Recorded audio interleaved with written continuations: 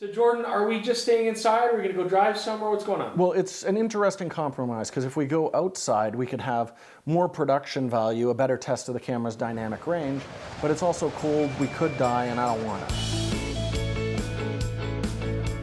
Welcome back, DP Review TV viewers. It's Jordan Drake here, and I've got a conundrum. See, this little Panasonic GH6 was just announced this week, and I really like it, but I also have this Panasonic S1H, and no video camera has ever brought me quite as much joy. But when I go out to shoot DP Review TV, I'm gonna have to choose between these two, so let's look at it. What's gonna be the better option for me? And I should mention, we have a second GH6 that Chris is using to film me right now, and we're gonna be using face detect autofocus with that. So keep an eye out for any of that kind of pulsing that you sometimes see with the Lumix bodies.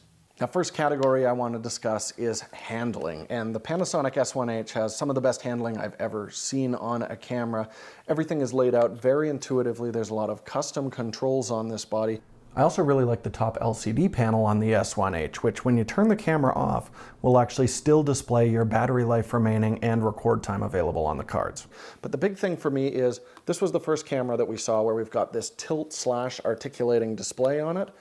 But I gotta say, it's kind of annoying because there's a little switch on the bottom here that was really difficult to get to if you had a video plate on the body. But now the GH6 comes out, it's a hell of a lot lighter, has an even deeper, I would say, much more comfortable grip, especially with larger lenses attached to it. We get that hinge design, but we don't have to deal with that locking switch on it and all the other goodness from the S1H. The tally lamp is still on there, very customizable. We also get quick access to all of our audio controls right there. This is a better designed body, and it's smaller and lighter. And that's a very smooth, easy segue into our next category, which is displays. And here we do have a 3-inch 1.8 million dot LCD panel attached to that nice hinge on the Panasonic GH6. But here's where that big, chonky, heavy body of the S1H has a real advantage. It is a larger 3.2-inch display, but it's also quite a bit sharper, 2.3 million dots on that. And the viewfinder on this thing, 5.76 million dots with just outstanding optics on it, where with the Panasonic GH6, it's the not bad, certainly usable 3.69 million dots, but I do find it's just not quite as sharp when I'm looking through, a little bit more distortion on that as well. This is a very usable viewfinder, but this is one of the best in the industry. Let's get to the most contentious part of this, which is focus. So we're going to talk about manual focus and autofocus, and both of these cameras are brilliant if you're manually focusing. I love working with the S1H with its big, beautiful 5.76 million dot EVF. That's sharp enough that I can usually pull focus just looking through the EVF without having to punch in. But that's where the GH6 does have a leg up. That EVF is not quite as detailed, but here we've got punch-in magnification while we're rolling, and it does make a really big difference.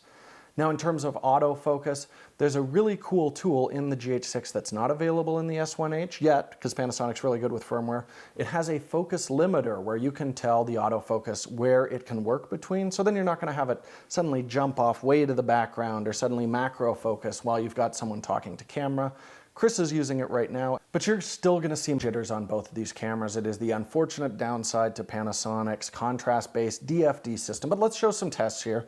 So looking at 24 frames per second, I mean, neither of these are doing outstanding, but you can see that the GH6 is doing a better job hanging on to Chris here, especially when he re-enters the frame. But now jumping it up to 60 frames per second, on both of these we'll get a real performance bump because it's analyzing more frames.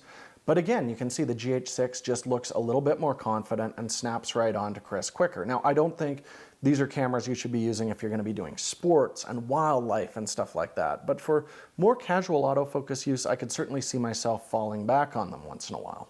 Regardless, whether you're manually focusing or using the autofocus system, the performance is just better on the GH6. You're going to have more footage in focus. With these small mirrorless cameras, I do find that image stabilization is one of the most important things, and both of these cameras have in-body image stabilization. So I did a test here. I've disabled lens-based stabilization. We've turned off the electronic stabilization. It's just the IBIS unit that's functioning while we do these walk and talks here. And you can see it definitely takes out some of those micro jitters on the S1H, but there's still a lot of bounce in the frame, where with the GH6 it is much better controlled. The image stabilization is a lot better in the GH6 because it's a smaller, lighter sensor, easier to stabilize, and that's a big advantage. For the kind of work I do, audio is just as important, if not more important, than the video. And that's part of why I loved using the S1H. It's compatible with Panasonic's XLR audio adapter if I want a dual channel coming in, but even just plugging a mic right into it, really nice preamps, and I like that there was a normal and a low mode if I was running really hot microphones. Really, I couldn't find a microphone that would not plug in and give me decent audio quality with the S1H. But then the GH6 really steps it up. I mean, here we've got the ability for 4-channel audio using that same XLR1 adapter, 2 XLR channels on the top adapter, and then a mini phone for the additional 2 channels plugging into the body. It's very simple, it's very elegant, and we've got the new audio interface, which is really simple, gives you quick access to all your audio settings. Tap on your levels, you can quickly adjust them. It makes a big difference. This is my favorite audio setup on any mirrorless camera in the world right now, so it's the clear winner in this category. Next up is record modes and frame rates, and the S1H has a whole bunch of options, but as we scroll through this list, you'll find that a bunch of those are actually 8-bit recording options, and we're not seeing any of the incredibly high frame rates that now when we jump over to the GH6, you can see we've got a lot more options, but these are all 10-bit record modes. You actually have to dig through the MP4 menu to even find 8-bit recordings on the GH6, so no question, the GH6 wins this category. Now you might have to read down the feature list a little bit to discover this, but both of these cameras are capable of shooting photos and both do a nice job, but they both excel in very different areas.